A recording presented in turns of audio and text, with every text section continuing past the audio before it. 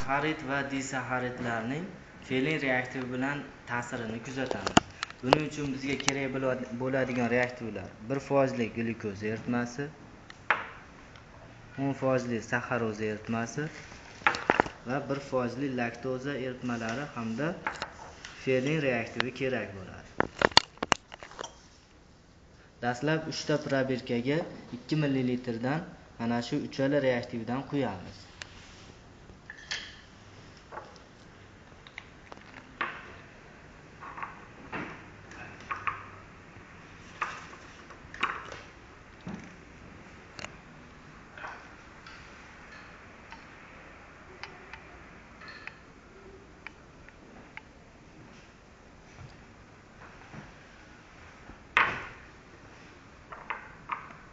Mana 2 ml glyukoza eritmasidan o'lchab oldik.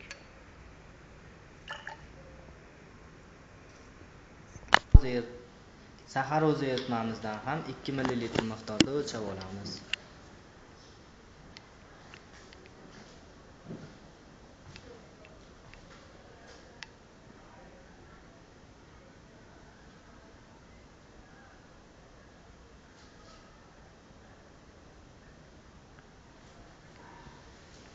Mana 2 ml miqdorda o'lchab oldik.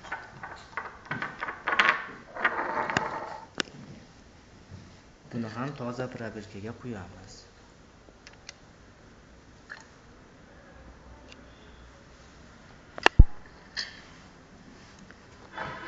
Endi esa laktoza eritmamizdan ham 2 ml miqdorda o'lchab olamiz.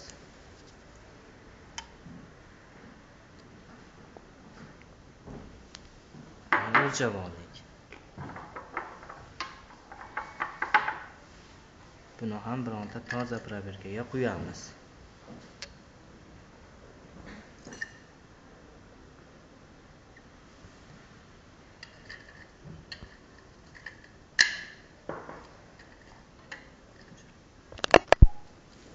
Endi har bir probirkamizga 2 ml dan fe'ling reaktividan quyamiz.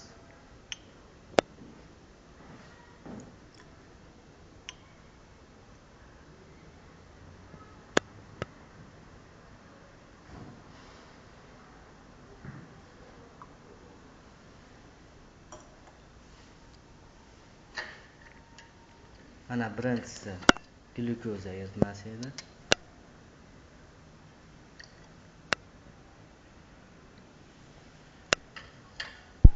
Yana xuddi shuncha miqdorda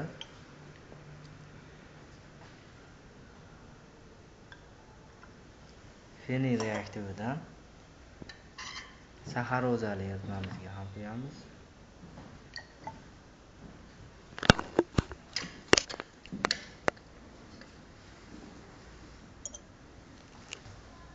Yana xuddi shuncha miqdorda laktoza eritmamizga ham quyamiz.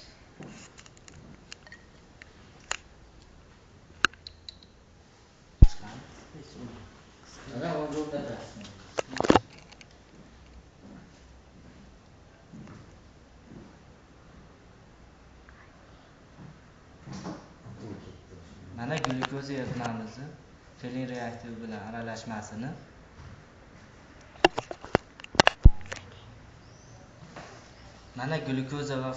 fe'ling reaktivi aralashmamizni yuqori qismi qaynaguncha qizdiramiz olovda. Mana sekin asta sariq rang hosil bo'la boshlayapti. Bu sariq rang mis 1 gidroksid hisoblanadi.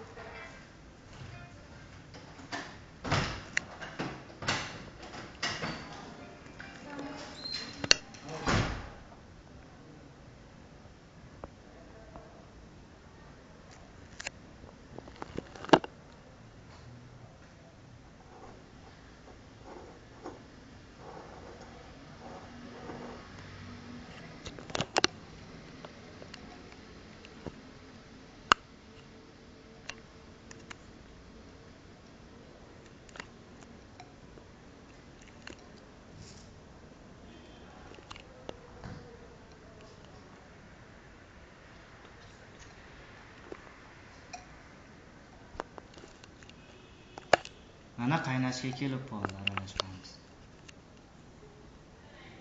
Sariq rang to'qlashib, qizilga qarab boryapti.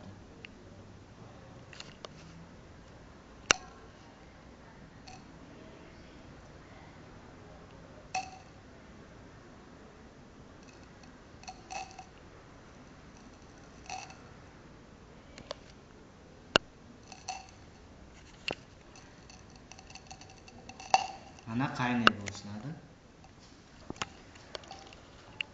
Mana rang o'zgarishini kuzatishingiz mumkin. Eritmani quyi qismida esa hech qanday o'zgarish kuzatilmadi, ya'ni ko'k rangligicha qoldi.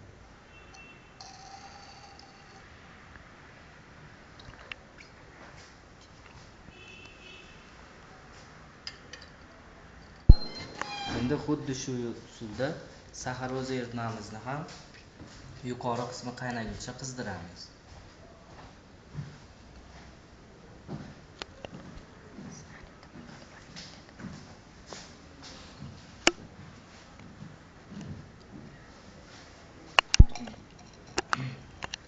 Mana sariq rang hosil bo'la boshladi.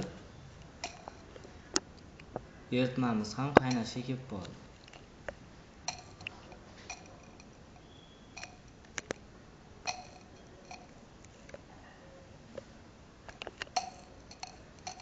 Sariqdan sekin jigar rang hosil bo'lib, undan qizil rangga aylanib boryapti. Bunda ham mana aralashmamiz qaynadi.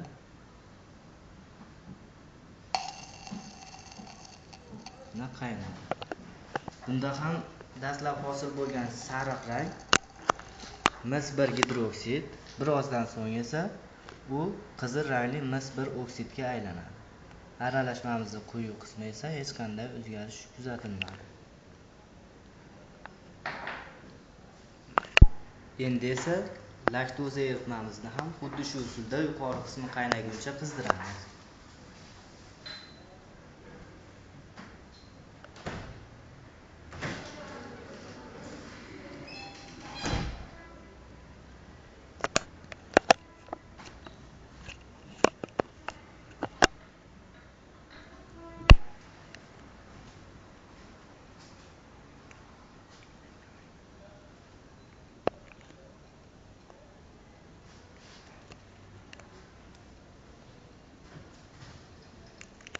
Mana ko'rib turganingizdek, eritmamiz qaynashga kelib qoldi, lekin rang o'zgarishi deyarli kuzatilgani yo'q.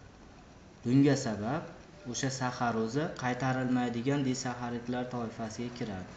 Shuning uchun unchalik yaxshi natija bermaydi.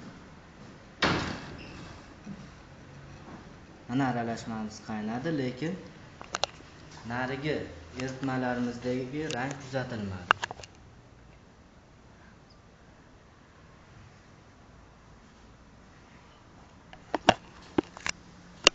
Monosaxaridlarni Feyling reaktivi bilan ta'sirini quyidagi tenglama bilan ifodalash mumkin. Mana bu Feyling reaktivi monosaxarid suvli sharoitda. Hosil bo'lgan mis1 gidroksidning sariq cho'kmasi birozdan so'ng qizil rangli mis1 oksidni cho'kmasiga aylanib qoladi.